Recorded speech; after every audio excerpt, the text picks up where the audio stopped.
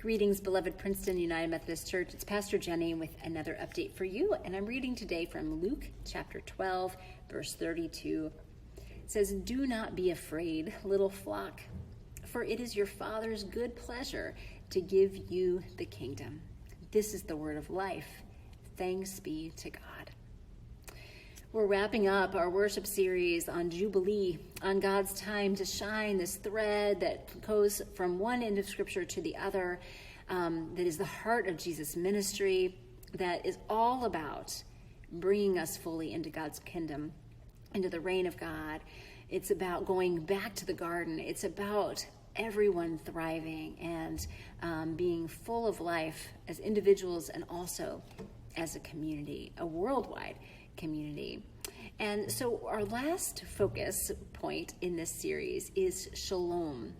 Now, I know that shalom is a word that we usually equate with peace, and certainly shalom encompasses what we mean in English by peace, both the internal kind of peace, that peace that passes understanding, but also the global kind of peace, like, world peace and the stopping of war and ceasing of war and all those kinds of things. But it also is bigger than that. There's more to it. It has other connotations, like that thriving again. It's not just about a calming of violence. It is about that we have learned to share, that we have learned that my thriving, our own thriving depends on the thriving of other people, and their thriving depends on our thriving, and there's a sort of way that thriving is part of it.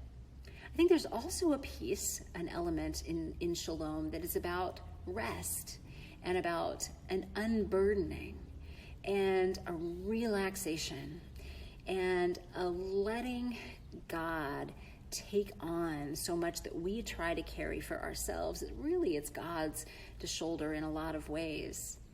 It's about not worrying, about not being anxious. Now, this leads to my question for you for this week is, what is it like to you to hear those words? Do not be afraid. Do not be anxious. Do not worry. I imagine that for some of us, it's very soothing to hear that, a good, refreshing reminder. For others of us, it can feel like more pressure because we can't quite figure out how in the world that could possibly work. For others of us, it might feel like shaming or an admonition and something that we can't even quite control. How can I not be anxious? How can I not worry? There is so much to worry about and be anxious about. It seems foolish. There are any number of responses that you can have to God saying to you, do not be anxious. Do not be afraid. Do not worry. And as you become aware of your responses, just become aware of them. Don't worry about changing them. Just notice.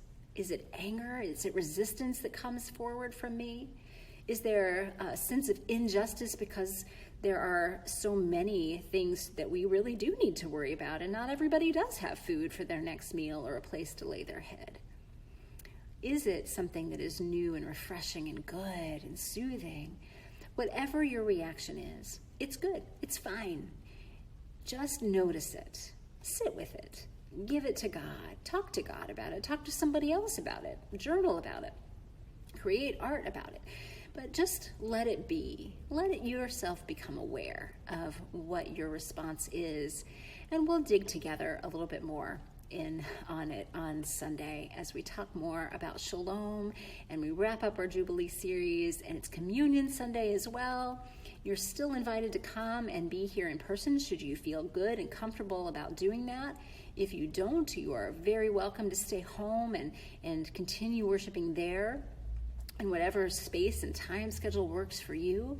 We welcome that. We want we are really in a very interesting transition time where some people are very ready and really excited and really need to be in church. And other people really need and really are excited to be home, or at least maybe not excited, but need to be home. And there are some people who want to be here at church but don't quite feel like they can or aren't ready. And there's so many different things going on. So just know that whatever your need is at the moment, it's okay. It is good. It is fine. And we are doing our best to bring to you something online and something in person as we continue our soft opening this summer, as we move toward September 12th and our more formal, really ready opening time. Know that you are welcome to come should you feel ready to do so. Children are also welcome. We all wear masks here when we're here in person, so children who we know are unvaccinated can come and be part of this space and be participant in that as well.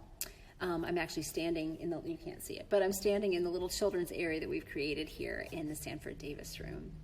I wanted to share one more thing with you, and that is that this week we are doing retreats. We today just had a clergy retreat, and it's the second day of our clergy retreat when you're getting this.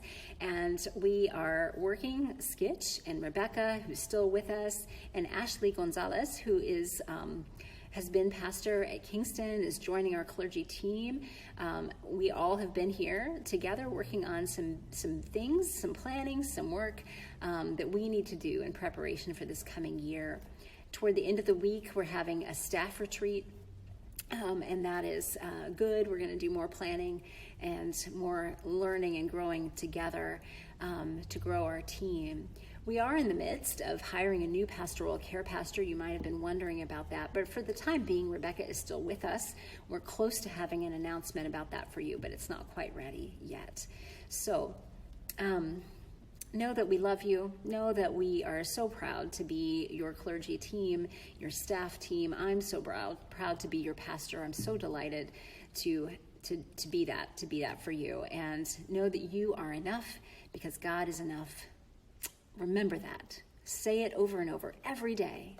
You are enough. I am enough because God is enough. Thanks be to God for that.